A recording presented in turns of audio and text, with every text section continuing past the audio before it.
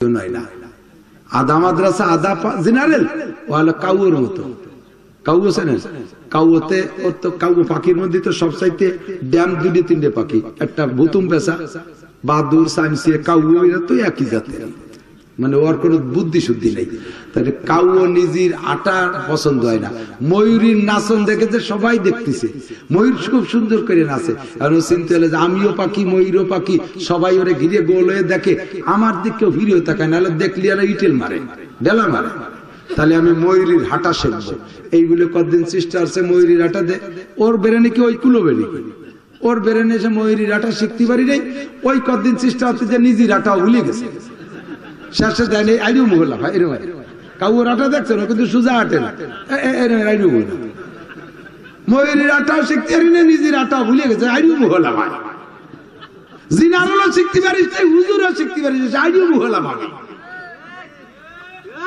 যদি মানুষ পড়লি দুনিয়া কামার জন্য ডাইরেক্ট স্কুল কলেজে যা না হলে আখেরাত কামাই করতে হলে সরাসরি এই জায়গায় কওমি মাদ্রাসা যুবক কক্সবাজার কুয়াকাটা যায় আর বাড়ির ধারে রবি ঠাকুরের মাজার জিয়ারত করতে যায় দল ধরে স্কুল কলেজের পোলাপান পাঙ্কুর দল জীবনে কত জায়গায় আকামের সফরে যায় একটা শিক্ষা সফর দাওয়াত ও তাবলীগের ইজতেমা যাওয়ার নিয়ত আছে না ইনশাআল্লাহ যাওয়ার নিয়ত আছে না ইনশাআল্লাহ আপনারা বাড়ির কাছে শুধুমাত্র পদ্মা নদী পার হইলেই আপনাদের ডাকা যাওয়া যাবে না ইনশাআল্লাহ আল্লাহ তাআলা কবুল করেন বলেন আমিন যাব উলামায়ে কেরামদের তত্ত্বাবধানে ঠিক আছে না 13 14 15 ইজতেমায় যাব ইনশাআল্লাহ ওই ইজতেমায় মাঠে বসার জায়গা থাকবে না একেবারে এলাকা জুড়ে উত্তর ঢাকা সম্পূর্ণ মানুষে মানুষ হয়ে যায় পরবর্তীতে আমার আরেক ভাইরা একটা ইজতেমা করে গত যে ইজতেমার পরে আর যে ইজতেমা হয় নাই ওই ইজতেমাতে আমি ছিলাম সেই ইজতেমায় আমি পায়খানা করতে মানে বাথরুমে যাইতে যাই 2 ঘন্টা দাঁড়ায় রয়েছি সিরিয়াল পাইরা ঠেলা ঠেলি উঠছি আমারে ঠেলতে ঠেলতে কতদূর নিয়ে যায় আবার আমরা কয়জন জুটি বুটি আবার ঠেলি এই ঠেলা ঠেলি চলতেছে লাস্টে মনে নাই যে এই জায়গায় দাঁড়ায় ঠেলা ঠেলি করতেছি কি জন্য পায়খানা করতে গেছি তা মনে নাই ঠেলার দরকার ঠেলতেছি ওরাও ঠেলতেছে ঠেলা ঠেলি চলছে পায়খানায় ভুলে গেছি এত ভিড় পায়খানা তুলে 2 ঘন্টা ঠেলা ঠেলি ঠেলা ঠেলি যদি করবো তাই পায়খানার দৌড়ে গন্ধ চোপড় ঠেলবো কে ভালো এক জায়গাতে ঠেলি পরবর্তীতে আমার আরেক ভাইরা ইজতেমা করছে এক একজন তাবলীগের ইজতেমার সাথী 20টা করে পায়খানা ভাগে পাইছে একটার মধ্যে শুয়ে থাকবে একটার মধ্যে খাবে একটার মধ্যে পায়খানা যা খুশি তাই আমরা অজুখানায় অজু করতে সিরিয়াল পাই না পরবর্তী ইজতেমায় দেখি যে অজুখানায় কোনো মানুষ নাই গরুতে যে কুলিয়ে দিচ্ছে ইজতেমাকে কলঙ্কিত করা ছাড়া আর কিছু না ঠিক না ইজতেমার নামটারে কলঙ্কিত করা ইজতেমাকে অলংকৃত করতে হবে দাওয়াত ও তাবলীগের মেহনতে নামতে হবে আমরা রাজি আছি না ইনশাআল্লাহ আল্লাহ যদি এখন ডাক দেয় 3 দিনের জন্য কে যাবা কে রাজি আছেন 3 দিনে আল্লাহ যদি ডাক দেয় 3 দিনের জন্য যাবেন ইনশাআল্লাহ রাজি আছেন ইনশাআল্লাহ হাতগুলোকে অ্যাকুরেট হাতগুলোকে সত্য হাত আল্লাহ হাতগুলোকে কাবার গায়ে পৌঁছাই দিও এই হাতগুলোকে রাসূলের রওজায় পৌঁছাই দিও এই হাতগুলোকে রাসূলের সাথে মুসাফায় মিলাই দিও এই হাতগুলোর হাতে বুকে তোমার কুদরতি হাতের খানা খাওয়াই দিও মাশাআল্লাহ যাবেন তো ইনশাআল্লাহ 3 দিনের জন্য যার প্রস্তুত আছেন চিল্লা দিয়ার প্রস্তুত আছেন রাজবাড়িতে তাবলীগের কাজ খুব কম রাজবাড়িতে কম ফরিদপুরে প্রচুর কাজ ফরিদপুর থেকে যদি 100 জামাত যায় রাজবাড়িতে যায় 10 জামাত তাহলে কয় পার্সেন্ট হলো 10% আর ওরা 100% আমার গোপালগঞ্জেতে যদি 100 জামাত যায় ফরিদপুরের থেকে 100 যায়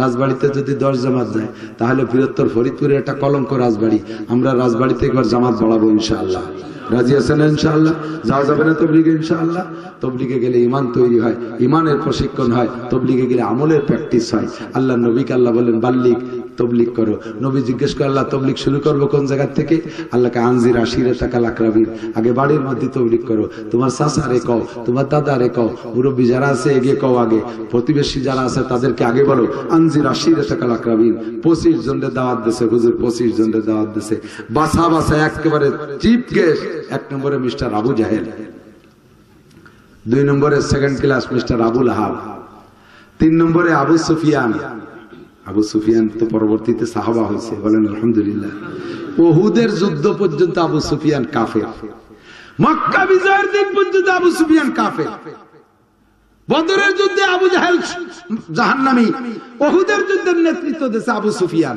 নবী পাকের দাঁত ভাঙছে উহুদের যুদ্ধে। হুজুরের চাচা হামজা রাদিয়াল্লাহু তাআলা শহীদ হয়েছে উহুদের যুদ্ধে। হামজা গসিরুল মালায়েকা শহীদ হয়েছে উহুদের যুদ্ধে।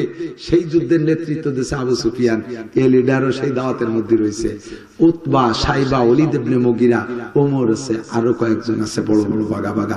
25 জনের দাওয়াত দিয়ে ঘরের মধ্যে আবু তালেবের ঘরে বসায় খাওয়াইয়া হুজুর আটকায় বলতেছেন, আপনাদের কাছে আমি তো আপনাদের ছেলে, একটা সার্টিফিকেট চাই, একটু দেওয়া যাবে? মুরব্বীরা বললেন, বলো কি সার্টিফিকেট চাও?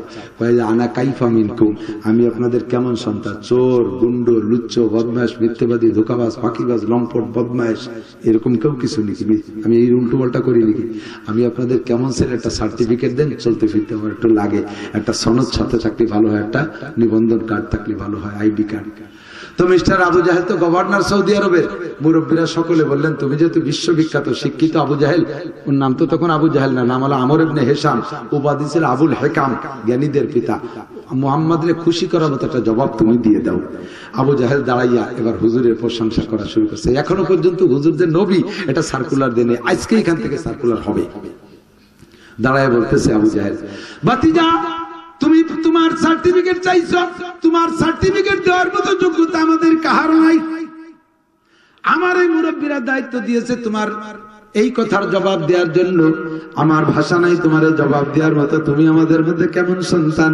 মুখতাসার কালাম, সত্য কথা হলো আমার জানা মতে আদম সন্তানের ভিতরে, আদম আলাইহিস সালাম থেকে নিয়ে আজ পর্যন্ত তোমার মতো 100 সন্তান আদম সন্তানের মধ্যে জন্ম নেয় নাই। বাতিজা আমি আরো ভবিষ্যৎবাণী দিয়ে দিতে পারি, আমার যোগ্যতা যতটুকু আমি সেই হিসেবে বলতে পারি। আমার বিশ্বাস কিয়ামত পর্যন্ত তোমার মতো পূর্ণাঙ্গ সন্তান আর দ্বিতীয়টা জন্ম নেবে না। বলেন না সুবহানাল্লাহ। প্রশংসা করতেছে সব আবু জাহেল। হুজুরের চাচা আবু তালেব খুশিতে শুধু লাফায়। আমার তো আপন ভাতিজা হুজুরের চাচা আবু লাহাব খুশিতে ব্যাং হয়ে যাইতেছে, ফুলে খুশিতে আবু লাহাব খুব মোটা হচ্ছে। এই আবু লাহাব নবী পাকের জন্মের পর থেকে আজকের দিনের আগ পর্যন্ত, ওই দিনের আগ পর্যন্ত 40টা বছর প্রত্যেক সোমবারে, নবীর জন্ম সোমবারে, প্রত্যেক সোমবারে জন্ম দিবস পালন করত, জশ্নে জুলুস করত। বিশেষ করে বছরের ওই রবিউল আউয়াল মাস আসলে সেই সোমবারে আবু জাহেল স্বর্ণের পেয়ালায় বাতি জ্বালাইত। নবীর জন্মের উপরে খুশি হইয়া জশ্নে জুলুসের জন্ম দিবস পালন করছে আবু লাহাব।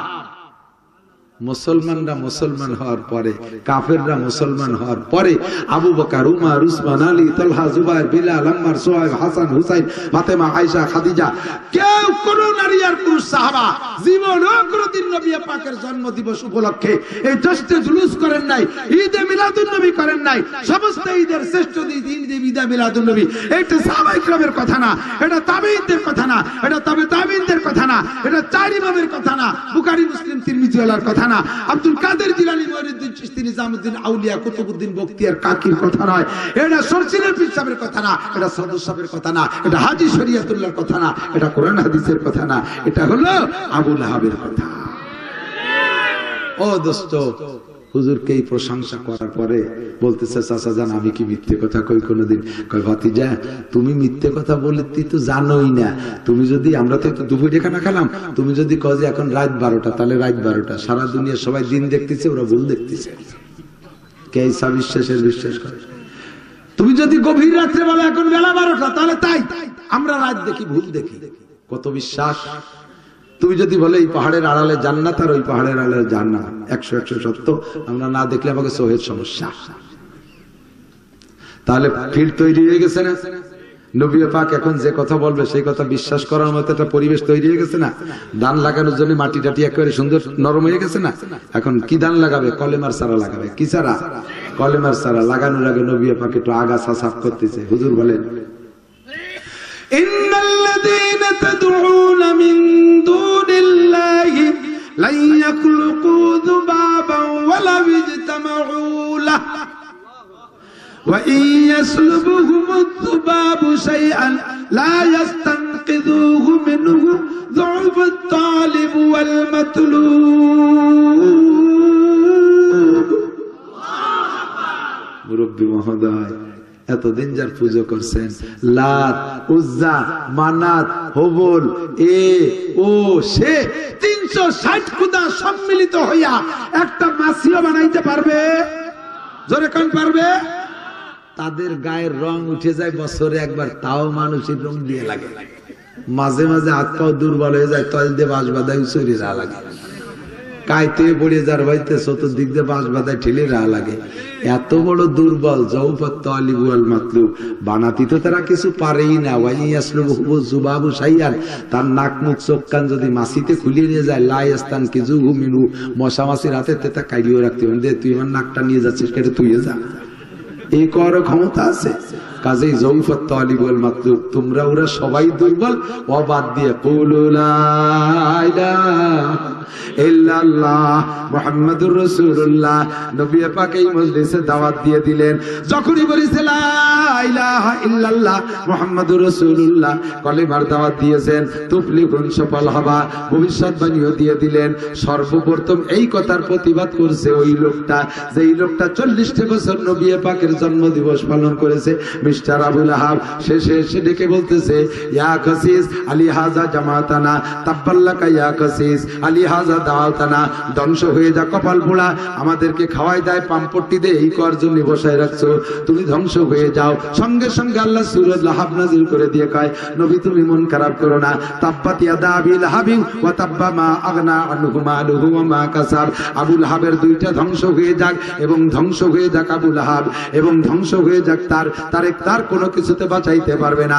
আরবের ভিতরে সবচেয়ে বড় লোকদের ভিতরে আবু লাহাব অন্যতম, ওর সম্পদে তারে বাঁচাইতে পারবে না। মা আগনা আনহু মালুহু ওয়া মা কাসাব সায়াসলা নারান যাতা লাহাব, প্রজ্বলিত উত্তপ্ত একেবারে শোলামার আগুনের ভিতরে তারে ফেলানো হবে। শুধু তাকেই না, আমরাতুহু, তার বউরে ফেলানো হবে। তার বউর নাম হলো উম্মে জামিল, ওটারে ফেলানো হবে।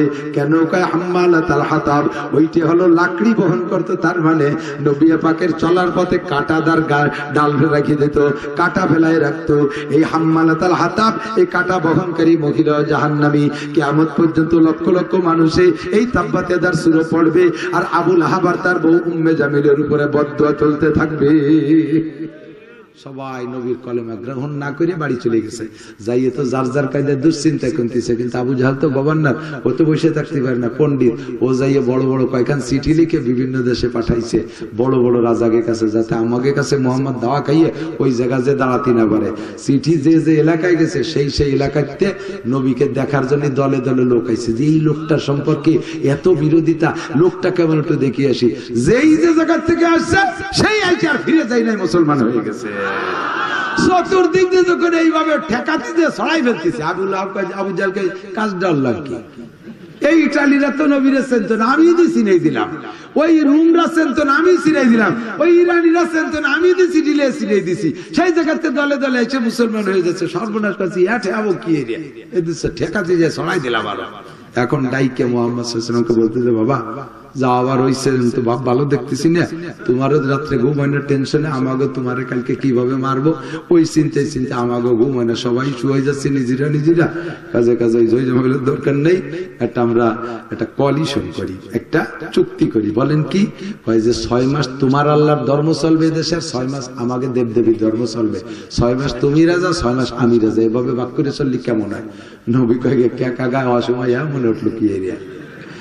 বাবা আমি আসলে দেখছি, আমি কিছু ভাবে চিন্তিতেছি, এরকম একটা ব্যবস্থা না হলে শান্তি হচ্ছে না। তুমি কাজে এটা তো আমি বলতে পারবো না, আমি তো আমার মন গড়া কিছু করি না। মায়ান্তিক ওয়ানিল হাওয়া ইন হুয়া ইল্লা ওয়াহয়ুহা, উপর থেকে যা সিদ্ধান্ত হবে তাই ছাড়া আমি বলতে পারবো না। তাই উপর থেকে কি সিদ্ধান্ত বলতে বলতে জিবরাইল চলে এসে নবীকে কানে কানে শুনে দিচ্ছে। এই কাফের কর্ডারে দ্বিতীয় সংসদ, প্রথম সংসদে তো ওই যে মাইর খেয়েছে, দ্বিতীয় সংসদে বৈশা হুজুরকে আল্লাহ তাআলা পড়তে বলেন, কুল ইয়া আইয়ুহাল কাফিরুন। এতদিন চাচা কইছেন, দাদা কইছেন, মামা কইছেন, আর কবেন না।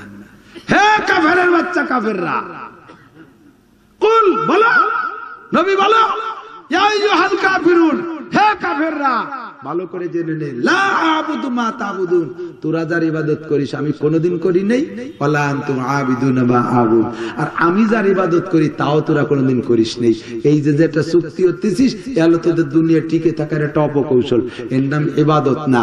ওয়ালা আনা আবিদুম মা আবাদতুম ওয়ালা আনতুম আবিদুনা মা আবুদ, একই তরজমা চার আয়াতের মধ্যে ঘুরে ঘুরে বলে লাস্টে বলে দিচ্ছেন নবীকে আল্লাহ বলতে বলছে, বলে দেন লাকুম দীনুকুম ওয়ালিয়া দিন, তোদের ধর্ম নিয়ে তোরা থাক, তবলিগ করে বেড়া, আমার ধর্মের তবলিগ আমি করব। দেখি কারা যেতে, দেখি কারা যেতে। ধর্মের বাতি জ্বালানোর পক্ষে কে? জোর হলো না কে?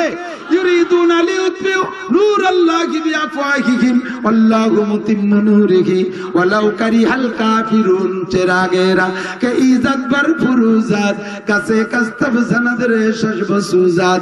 ধর্মের বাতি জ্বালাবে আল্লাহ, দুনিয়ার কেউ নিভাইতে পারবে না। ইংরেজরা এই দেশে আইসা ৮০,০০০ মাদ্রাসা বন্ধ করে দিয়ে লক্ষ লক্ষ উলামায়ে কেরামকে ফাঁসিতে ঝুলাইছে। ও বন্ধুরে, ৮০,০০০ মাদ্রাসা বন্ধ করেছিল আজ থেকে ১০০ বছর আগ পর্যন্ত, আর মাত্র ১০০ বছরের ভিতরে আমাদের উপমহাদেশে ৮০ লক্ষ মাদ্রাসা হয়ে গেছে। কথা কোন ঠিক ঠিক না? কয়েক লক্ষ আলেম রে গাছের সাথে ঝুলাই শহীদ করে দিয়েছিল।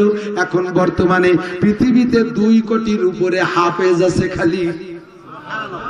যারটুক নিবেছে তার সে চলছে বেশি না কম? বেশি না কম? নবী পাক আল্লাহ বলেন তবলিগ করো, তবলিগ করো, যাও তবলিগ করো।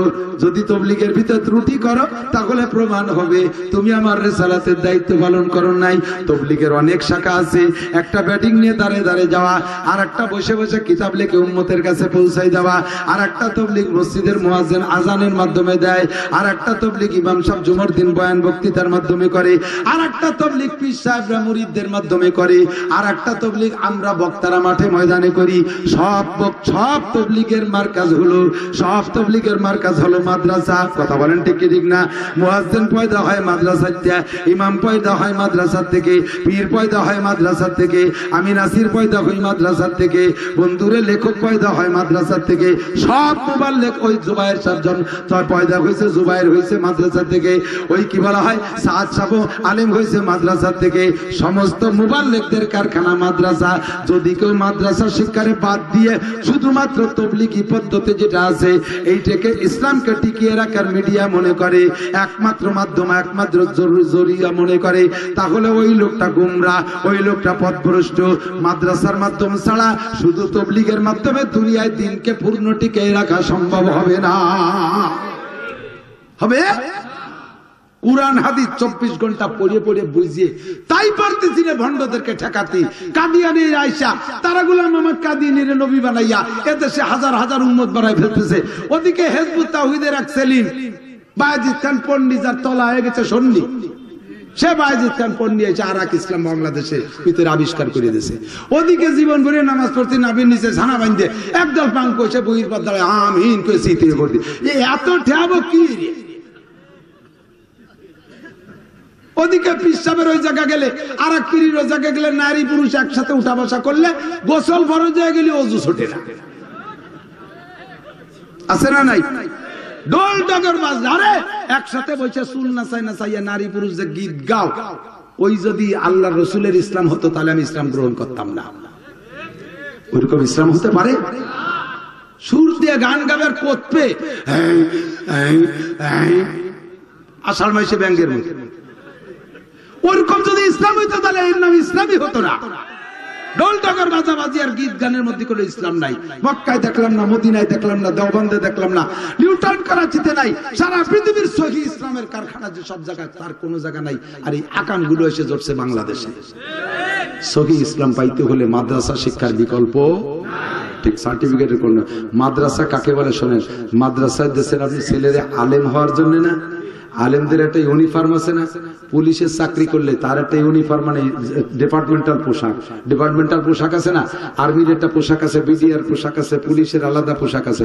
তাহলে মাদ্রাসায় দেশেন আলেমের একটা পোশাক আছে না? ৭-৮-১০ বছর পড়ার পরে ছেলেটা প্যান্ট পরি একটা শর্ট কামিজ, শিমড়িকে মতো একটা শর্ট কামিজ পাঞ্জাবি গায়ে দিয়ে জিন্সের প্যান্ট পরে দাড়ি কয়টা চাইছে চলে আইছে, উনি মাদ্রাসায় পড়ে। সুসুলো পাশের বেঞ্চে সেমড়িরা, উনি হেনে বসে পড়ে। পড়ে না কি পড়ে? ওই নেগেটিভ পজিটিভ কভার ছাড়া এক জায়গায় থাকলি আগুন ধরে যায় না, নেগেটিভ পজিটিভ এক জায়গায় বসে পড়ে না, আগুন ধরায়।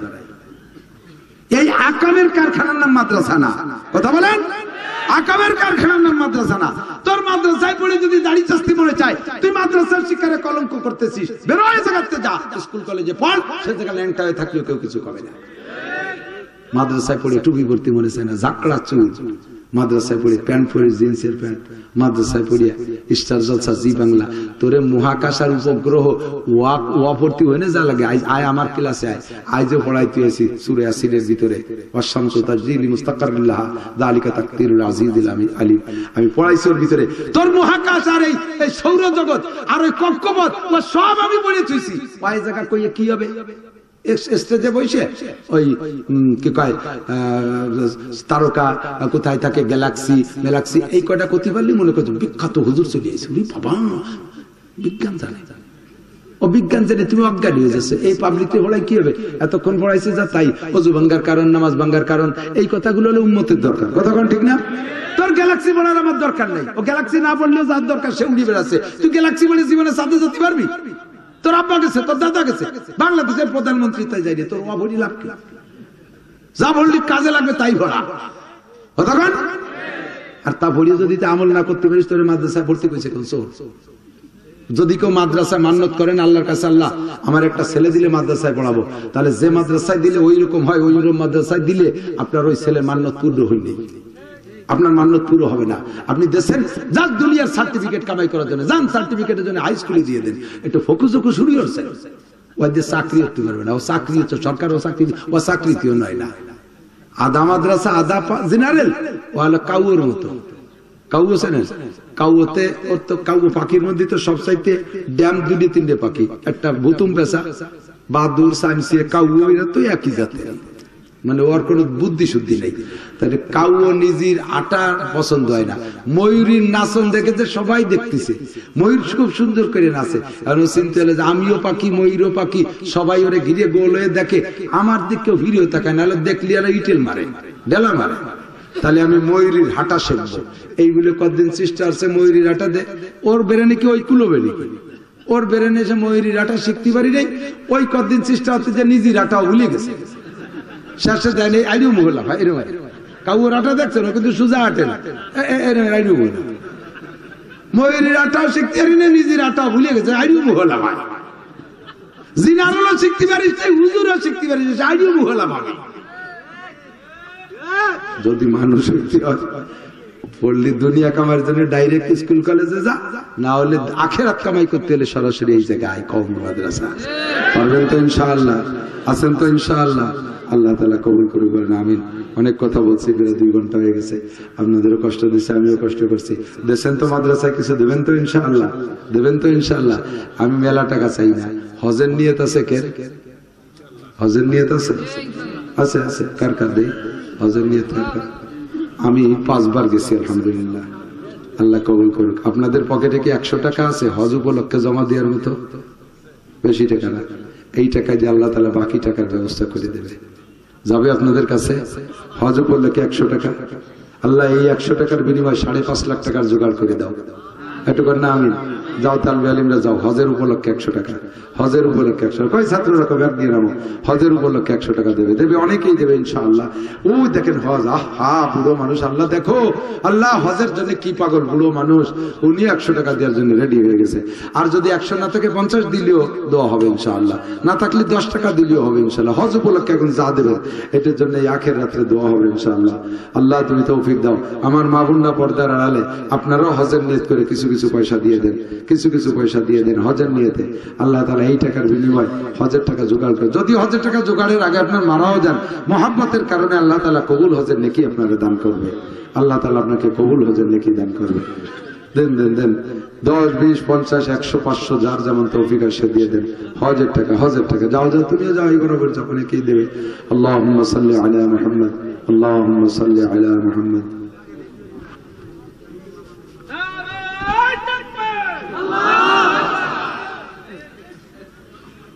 তোর এই শেষ বেলা বাঙ্গা আটে কাড়া দিতে কিছু। আল্লাহুম্মা সাল্লি আলা মুহাম্মদ, আল্লাহুম্মা সাল্লি আলা মুহাম্মদ। আল্লাহুম্মা সাল্লি আলা মুহাম্মদ, আল্লাহুম্মা সাল্লি আলা মুহাম্মদ, আল্লাহুম্মা সাল্লি আলা মুহাম্মদ, আল্লাহুম্মা সাল্লি আলা মুহাম্মদ। টাকা নিয়ে দিকে আসবা, যারা জানে কালেকশন হচ্ছে দোকানের দিক যাবো না, কেউটা নিয়ে স্টেজে যাবো। আল্লাহুম্মা সাল্লি, 2 মিনিটের মধ্যে মোনাজাত হবে। দোয়া পড়েন আমার সাথে। কথা লম্বা চড়া, কথার ভিতরে ত্রুটি বিচ্যুতি হতে পারে।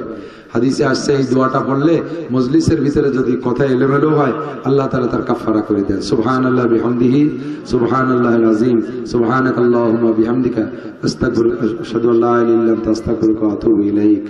আল্লাহ আমাদের সব ভুল চুক মাফ করে দিক। রব্বানা যালামনা আনফুসানা ওয়া ইল্লাম তাগফির লানা ওয়া তারহামনা লানাকুনান্না মিনাল খাসিরিন। মেহেরবান আল্লাহ আমাদের গুনাহ খাতা মাফ করে দেন। রব্বুল আলামিন আমাদের গুনাহ মাফ করে দেন। অনেক গুনার আলোচনা করছে, এগুলো সব আমরা করি, নিয়মিত করি। কতবার তওবা করি, আবার নফসের সাথে পারি না, সেগুলো হয়ে যায়। আজকে তুমি শেষবারের মতো তওবা কবুল করে নাও। আল্লাহ এরপরে আর যেন আমরা গুনাহ না করি, তুমি ঈমানি শক্তি বলে গুনাহ থেকে ফিরে থাকার তৌফিক দান করো। আল্লাহ আমাদের আব্বা মা, দাদা দাদি, নানা নানি, শ্বশুর শাশুড়ি, আত্মীয় স্বজন, পাড়া প্রতিবেশী, বন্ধু বান্ধব, কর্মজীবনের বন্ধু সাথী যারা বনে জঙ্গলে কবরে শুয়ে আছে, সকলকে তুমি মাফ করে দাও। সকলের কবর আযাব মাফ করে দাও। সকলের কবরে জান্নাতুল ফেরদাউসের দরজা খুলে দাও। বিশেষ করে এই মাদ্রাসা যারা করছে, তাদের মুরব্বী আব্বা 2 বছর আগে মারা গেছে। মুরব্বী আমাকে অনেক ভালোবাসতে শুনেছি। রব্বুল আলামিন, আমিও সেই ভালোবাসা দিয়ে দোয়া করি, তাকে তুমি মাফ করে দাও। তার সন্তানরাই মাদ্রাসাটা করতেছে, এলাকার উলামায়ে কিরাম সহযোগিতা করতেছে, মুফতি সাহেব সাথে আছে। মাদ্রাসাখানা তুমি কবুল করে নাও। তোমার অনেক বান্দা অনেকভাবে সাহায্য করলো। রব্বুল আলামিন, সকলের এই সাহায্য তুমি কবুল করে নাও। এই দানের বিনিময় সকলকে তুমি কিয়ামতে আনসার ও বদরি সাহাবাদের সাথে জান্নাতি করে দিও। রব্বুল আলামিন, অবশেষে হজের আশায় টাকা দিয়েছে, আমি বলেই ফেলাইছি, আল্লাহ তুমি আমাকে অপমান করো না।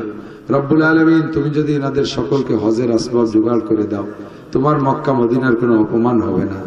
আয় আল্লাহ, তোমার ফান্ড খালি হবে না, অবশ্যই তোমার কাছে ব্যবস্থা আছে। ইন্নাকা আনতাল্লাহুল গনিয়্যু ওয়া নাহনুল ফুকারা, তুমি ধনী, আমরা তো ফকির। তুমি এক জাররা দিলে আমরা ভেসে যাই। মেহেরবান আল্লাহ, আজকে এখানে যারা হজের নিয়তে টাকা দিয়েছে, অনেকের পকেটে না থাকার কারণে দরদ রয়েছে, দিতে পারে নাই, সকলকে তুমি হজ্জে খানায় কাবা নসিব করো। তোমার রাসূলের রওজায় গিয়ে সালাম করা তৌফিক দান করো। সকল প্রকার কুসংস্কার, শিরক, কুফর আর বিদআত থেকে আমাদেরকে বেঁচে চলার তৌফিক দান করো। ঢাকার টঙ্গীর বিশ্ব ইজতেমা উলামায়ে কেরামের তত্ত্বাবধানে কবুল করে নাও। এবছর আল্লাহ অবশ্যই 13, 14, 15 জানুয়ারি তো ইজতেমা করার তৌফিক দান করো। রাজনৈতিক বাধা, প্রাকৃতিক দুর্যোগ, অপকৌশল ষড়যন্ত্রকারীদের বাধা থেকে ইজতেমাকে রক্ষা করো। আমাদের সকলকে দিনের দাওয়াতের মেহনত, তবলিগি মেহনতের মাধ্যমে দিন শিখে দিনের পর চলা আসান করে দাও। এই মাদ্রাসাখানা কবুল করে নাও। মাদ্রাসার সব হাজাত পূরণ করে দাও। ঘর বাড়ি, জায়গা জমি দরকার পরিপূর্ণ ব্যবস্থা করে দাও। মা বোনরা হাত তুলেছে, তাদের মাকাসিদে হাসানা পূরণ করে দাও। পারিবারিক অশান্তি থাকলে দূর করে দাও। এলাকার সব মা বোনদেরকে খাস পর্দা করে তৌফিক দান করো।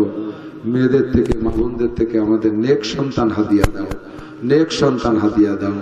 আয় আল্লাহ, গাঁজাখোর, ইয়াবাখোর, বদমাশ, বেয়াদব সন্তান থেকে সমাজকে তুমি হেফাজত করো। আমার যুব সমাজকে তুমি সংস্করণ করে দাও। যুব সমাজকে তুমি দিনের পর এনে দাও। আমরা যারা অসুস্থ রোগী আছি, আর অনেক রোগীরা দোয়া চেয়েছে, সব রোগীদেরকে শিফা দাও, সুস্থ করে দাও। সব রোগীদেরকে শিফা দাও, সুস্থ করে দাও। ভাই মৌলানা দোয়া চেয়ে গেছেন, ওনার মাকে সুস্থ করে দাও আল্লাহ। আমার মারও অনেক বয়স হয়ে গেছে, যতদিন বেঁচে থাকে সুস্থ রাখো আল্লাহ, যতদিন বেঁচে থাকে সুস্থ রাখো আল্লাহ। আয় আল্লাহ, যদি হায়াত না থাকে, যদি সুস্থতা মঞ্জুর নাই থাকে, ঘরে ফেলায় কষ্ট না দিয়া তুমি ঈমানের সাথে রহমতের কোলে তুলে নাও।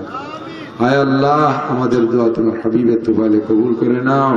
মরণের সময় জবানে কলেমা তয়্যিবা জারি করে দিও। সাল্লাল্লাহু তাআলা আলা খায়রি খালকিহি মুহাম্মাদিন ওয়া আলিহি ওয়া আসহাবিহি আজমাইন বিরহমাতিকা ইয়া আরহামার রাহিমিন।